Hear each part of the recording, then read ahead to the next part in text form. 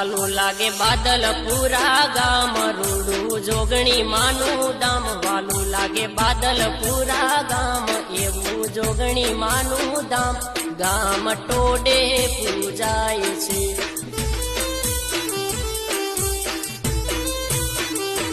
એવું મુકેશભાઈ છે નામ એવું તાલુકામાં નામ એવું મુકેશભાઈ છે નામ એવું તાલુકામાં નામ એવા મુકેશભાઈ વખણાય છે